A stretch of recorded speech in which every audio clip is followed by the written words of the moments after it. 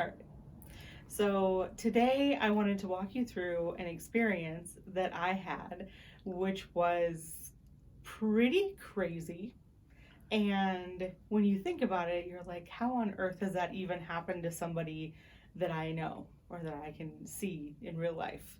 So I was getting ready to record one of the videos for Eat Your Feelings, and they had I was going to pick up he's kind of like my nephew. I just love him. I love his family and from school. So as I was on my way there, I had a car actually hit me in a hit and run. So today, that's the story that I was wanting to tell you. Now, I am in an intersection where as I'm coming up, I'm in getting into the right turn lane. Now this is kind of a busier intersection, so it's one of the right turn lanes that are super long, like almost a block in length. So we're not talking like right up at the intersection where some of them it's like one car length, okay? So as I'm getting into the right turn lane way back, almost a block away from where the intersection is, all of a sudden I notice there's this car, and the car is coming from the street that I am needing to turn onto, but he was turning left to go the opposite direction on the street that I was on.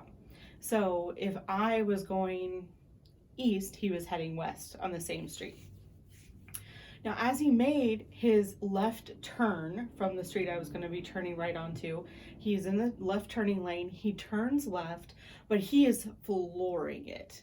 And it looks like I couldn't figure out like if he'd lost control of the vehicle or if what was going on. So I just kind of glanced over and thinking, oh, that's weird. He must have overcorrected. So as he's coming around the corner, you have to understand that there is 3 lanes of traffic to the left of the right turn lane. So there's my lane, there's the car for the people that are going straight, and then they have one of those divided lanes where it doesn't really belong to our side and it doesn't belong to their side, but there's a good lane of space, and it's a double yellow line for both sides. And then there's his lane of traffic, which would be heading west. So if I was heading east, he would be heading west. So he comes flying out of his left turn, and instead of slowing down in there, now he's in an SUV, which would mean there's, you already can't make those turns as fast as like a regular car or whatever. And instead of continuing straight into his turn, he kind of starts to lose control. Now he manages on this busy intersection to get through his lane of traffic, through the median lane of traffic where there isn't anybody having the right of way, through the lane to the left of me. Now there were cars passing me on the left side, and I don't know how he missed all of those cars, but he ended up hitting me with the front passenger side of his car. He ended up hitting me like this. That makes any sense. So it ended up being like almost side impact, but it's like, when something like that is happening and you're like in shock and you're trying to figure out what on earth. So I had obviously, put my brake on, but he hit me so fast it wasn't like it made any difference or anything like that. But I felt complete peace. Like it was gonna be okay, and it was gonna be all right. So after he hits me, like that peace feeling is a weird feeling in the middle of an accident. And I'm like, okay, what do I do now? So as I'm watching this guy, he pushed my car off the road. And I'm going, okay. So I'm off the road now in a ditch. So there's a drop off the edge of the road to the right side of my vehicle. So the right half of my vehicle is completely off the road. The back 2 tires are off the road. And I think it was a 5-inch dip, 5 or 6 inch. So, by that point, the bottom of your car is completely scraped against the road and it's terrible. And I'm going, okay, I'm alive. he looks to be alive. And then I realize he's trying to run from the scene of this accident. So I had gotten my phone out because, you know, you take pictures and you get your registration and you go talk to the other driver. Well, this is such a busy intersection that, like, I was like, I don't really want to get out of my car right now. So I look, and he's literally trying to drive away with, like, the front right tire is not working on his car. So the more he tries to drive away, because he was completely off the road in the grass, but he's in an SUV, so they can go over, you know, a lot bigger dips than what my little car can do. And as crazy as that is, I'm watching him, and as he's trying to get further and further away, he gets stuck further and further in the mud, and he's like sliding down the ravine towards the woods with his car, because he is flooring it. So anybody who's tried to get out of, like, where they're stuck in mud or whatever, you know, you do not floor it. You kind of like teeter-totter your way forward and you work it until you get into more solid ground. No, this guy is going at it full bore, thinking if he just like floors it, he's gonna get out of this mud that he's gotten himself stuck into. He ends up off the road, maybe almost a block, into the woods with his right passenger side like up against a tree. Like, he slid himself clear off the road up against a tree.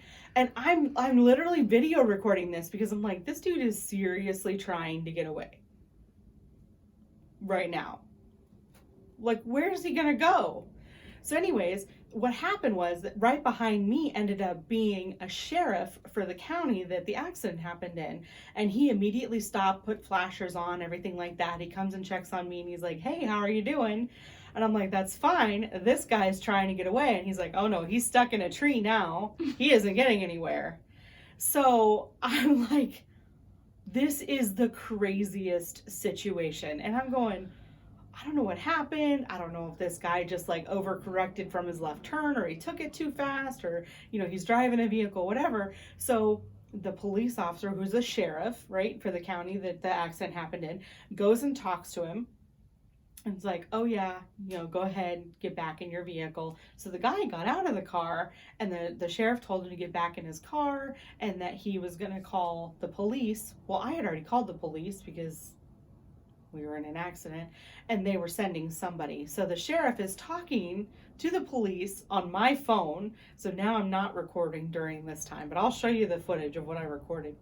But the crazy thing is, so the guy gets back in the car, the police officer, who's a sheriff, is still on my phone, brings me back my phone and goes, okay, I'm going to get back in the sheriff's car until the police department that this jurisdiction gets here to file the report. And I'm like, okay, as he's going back to his vehicle to get in the sheriff's vehicle, I watch this guy totally waits until the sheriff is in his car. And he's like watching, and you can see him in his window, and he like eases his door open just a little bit and slides out the side of his car and takes off into the woods. So as I was talking to the sheriff, I'm looking at, I'm trying to get the sheriff's attention behind me, like, hey, he's running away. And the sheriff finally comes up to me and he's like, what's going on? I was like, the guy just ran away. And he's like, oh no, he's in the car. We already talked to him. I know he's drunk, blah, blah, blah. I've seen open containers in the vehicle. And I'm like, yeah, he's gone. He's definitely gone. So the sheriff walks back over to the car and realizes the driver legitimately bailed out of the vehicle, left a passenger in the car stuck that can't get out because his side of the car is stuck in a tree. And I'm like, it's a good friend. It's a good friend right there. Like, peace out. You handle it. I'll come back later, you know? So as the sheriff comes back to talk to me, he's like, did you by chance get any pictures of the guy? And I'm like, of course, I have video. Would you like me to text it to you? So I text the sheriff the video of the guy trying to get away the first time before the sheriff pulled over. And then I have a full body shot of the picture, which I won't put here for privacy's sake, because that's not really right. But I have a full body shot of him, like the height of where he was in relation to the vehicle, so they can figure out his approximate height and weight and eye color and the whole thing, right? And they're like, why did you think to take a picture? I was like, because it was weird that he got out of the vehicle. Even to talk to the sheriff, it was weird that he got out of the vehicle. So I'm like, well, this just keeps getting more interesting. So I'm originally talking to the police officer now, because their jurisdiction, they've gotten here, and they're like, well, why do you think the guy ran off? And I'm like, I don't know this guy. I've never met this man in my life. How on earth would I have any way to say what is going through his head? But they also would not let me talk to the passenger. So as I'm talking to the police officer, he's like, oh, well, it's stolen plates. I'm like, stolen plates? Come to find out, not only was it a stolen vehicle, but the plates were stolen off of a different vehicle. So they had found a vehicle and stole the vehicle and stole plates off of a different vehicle. This was an older Jeep that hit me. You'll see in the video. And the plates were registered to a 2017 Dodge Journey. So like not even similar. Super crazy. So I'm looking at this and I'm like, what does this even mean for me? Well, I'm in shock, because everything else that's going on, it wasn't just being hit. By that point, it's like, my car is stuck in this ditch. I can't get the car out. So then the police officer's like, well, I'm going to get a wrecker here and it's going to be fine. So I'm like, okay. So I call a friend of mine to come get me, to like meet me at the car to try to get some stuff together. The wrecker was at the accident scene in 3 minutes. I don't know where this guy was, but it was the fastest I have ever seen anyone show up for work. And I'm like, where were you? And he's like, oh, I was sitting in the office. I just thought I'd pop on by. And I'm like, it's been 3 minutes. He's like, no, it's cool. So I had gotten into an accident like a while back. And in that accident, everybody was mean. They're like freaking out, like, get it done, get it done, get it done. Move, move, move, move, move. And here, everyone's like, so this wrecker guy, he was the nicest guy. He's like, I understand this is probably really hard for you. He's like, no worries at all. He's like, if you need more time to get a friend here to be able to clear out the vehicle, he's like, I can go make another pickup and I'll be right back. And I was just like, thank you for not being crazy in the midst of a situation that is already crazy, considering I literally got hit by a drunk driver in a stolen vehicle that also stole different plates. That's crazy. So he was being really nice, and the police officer filled out the report and gives me the report back. I file it with my insurance, and my insurance is like, oh. And I'm like, yeah, he doesn't have insurance. They don't believe he had a license. So it's just like, anything that could be wrong on his side was wrong on his side. So I am grateful that I have uninsured motorist. I'm grateful that I have all those things. But my insurance was saying, oh no, they're not going to do anything until they send out a letter to the owner of the vehicle. And I'm like, what? Like, that doesn't make any sense at all. So fast forward, I'm at my friend's house. I'm no longer at the scene of the accident. The car has been picked up by the wrecker. Actually, I forgot something. So I talked to the police officer and asked if the vehicle was totaled, and he was like, oh yeah, I don't make those calls. You have to ask the wrecker. The wrecker is the one who decides the amount of damage on the vehicle. I'm like, okay. So I wait till the wrecker gets there. This is the guy that was being really nice. And I asked him, I said, is there any way, my car is fixable? And he looked at me and he goes, oh no, your car is definitely totaled. He's like, everything under your car is destroyed. The radiator's gone. Like, the engine is smoking. Like, it's not good. And I'm like, okay. And then he looked me dead in the eye and he goes, it's a miracle that you're alive. People that get hit at this angle with a vehicle that is that much taller than yours usually roll over the vehicle, and he would have landed where you were at in the car. And I'm like, that makes so much sense why there was that crazy amount of peace right in the middle of this accident where it was like, I'm going to be okay. It's okay. It didn't look okay, and it sure didn't feel okay, but it is okay, right? So I'm not dead. You can replace things. You can't replace people. So fast forward, I'm at my friend's house and I'm trying to deal with my insurance and let them know what's going on and uploading everything. And they're like, yeah, we got to send out this letter. It takes 2 weeks to send to the owner of the vehicle to see if they have insurance on the car. So I'm in process. I'm waiting. They said they wouldn't have any other information for me until Wednesday of next week. So I'm looking at this and I'm going, I have to have a way to get back and forth to work. Like, I live over an hour from my job, and that is not an easy thing to just be like, it's cool, I'll Uber. And there's not a bus system where I live. Most of you know, I live on a farm in the middle of nowhere. There's not a cab service, a bus service, a rail station. There's nothing, okay? Unless I'm going to ride a sheep to work. We have sheep. I don't recommend trying to ride one to work, especially an hour away. So anyways, they tell me with my insurance company that they're going to go ahead and send a letter to the other vehicle. They won't have any way to get me a rental car, to get me anything that would possibly help me until they absolutely make sure that the vehicle doesn't have insurance on it from whoever the owner of the vehicle was. So I wait and I finally call back. Like, I'm getting around on my own, I'm getting rides, I'm paying for stuff. Like, it's crazy, but I'm making it work. And I ended up having to go to the hospital, which was its own thing with all the pandemic COVID restrictions right now. I didn't get COVID though, so that's good.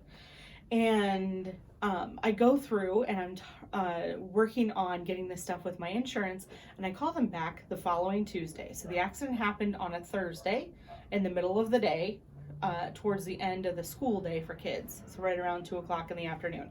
And Tuesday morning, I call them back and they're like, oh, by the way, we haven't sent this letter out, so it's going to be another 2 weeks from today. So this is 5 days later. Now, if they would have sent the letter on the day that the accident happened, which is when they told me they were going to send it, then my insurance would have kicked in the Tuesday before Thanksgiving and I would have been able to go home.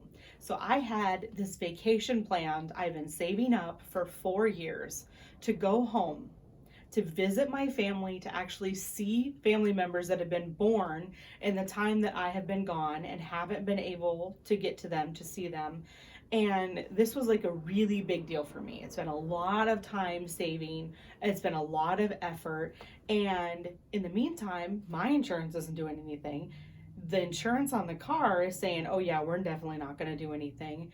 And their insurance is trying to tell me that they want me to pay for the damages on my car and find a place to store the vehicle for an indefinite amount of time. So I'm like, if any of you know, like, how many of you have a place you can just put a broken down vehicle, let alone the accident happened over an hour from my house. So they're wanting me to pay out of pocket for a tow for an hour for a vehicle. How many of you know how expensive that tow would be? Way more than I could possibly spend. So in the time that I'm trying to figure out a solution for me, I do find a car, but in order to get the car so that I can maintain my job and get back and forth to work, I ended up buying the car and using all of the money to go home. So again, if the insurance would have sent the letter on the time that they were supposed to, I would have had the money back from my uninsured motorist, because the car's insurance had already said, we're not paying you. There's no way, no how, we're not paying nothing on this vehicle or for any damages or anything like that, so you have to use your uninsured motorist. Well, my company decided to delay it so that it would be after Thanksgiving that I would even get any decision on whether they would let me use it, because I guess there's like rules on if I meet enough of the criteria for it to be uninsured motorist. So the good news is I found this vehicle and it wasn't what I was looking for. I really was wanting a truck because I live on a farm and it would just help. But I found this vehicle. It was $1,500, and I ended up talking them down to $1,100, which was truly fantastic. And it gets really good gas mileage, so that's been a huge blessing. And I mean, it's a good car. It's really clean. It's got lower miles on it than my car did. It's got a lot of really good benefits to the vehicle, so that's been a blessing as well. I never heard. So the police told me that they would tell me if they found the guy. Okay? So this is the guy that ran off in the woods. I'm not going to say his name. I don't think that's appropriate. But as crazy as that is, I get a call from this random number from a different area code, and they keep calling me and calling me and calling me, but they're not leaving a message. So finally I pick up because I'm like, this isn't like a typical telemarketer. And they're like, this is the county prosecutor's office. We need to talk to you. And so in my head, I'm like, what on earth am I being prosecuted for? And they're like, oh no, we're taking this guy to court for you. And I'm like, he's in jail? They're like, oh yeah, he turned himself in the next day.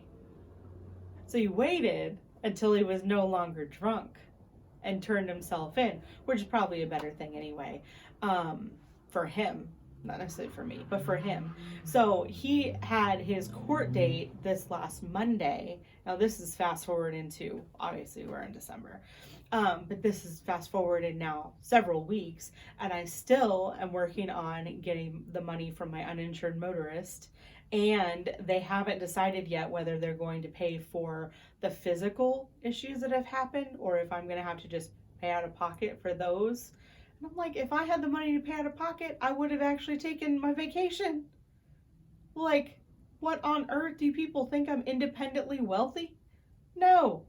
So it's just been it was a hard Thanksgiving because it was absolutely like in the middle of just being like heartbroken over everything that I'd lost. And they're talking about, going to court for this guy and what it is for him. And I'm like, he doesn't even understand that his one dumb decision, three dumb decisions, because he stole a vehicle, stole the plates, and was driving drunk,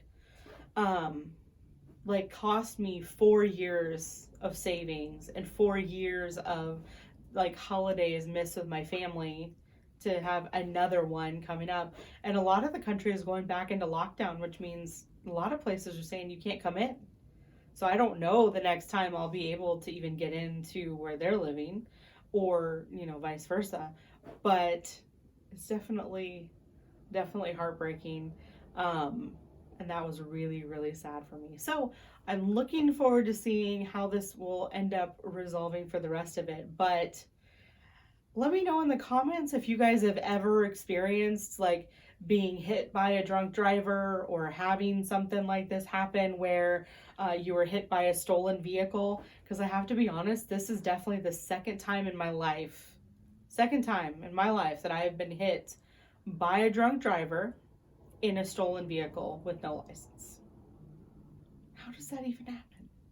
So if you guys like this video, go ahead and make sure you hit the like button if you want to hear more of my crazy life stories, because my life is crazy. Let me know in the comments below, and definitely subscribe to the channel if you like seeing these videos, and we'll see you guys tomorrow.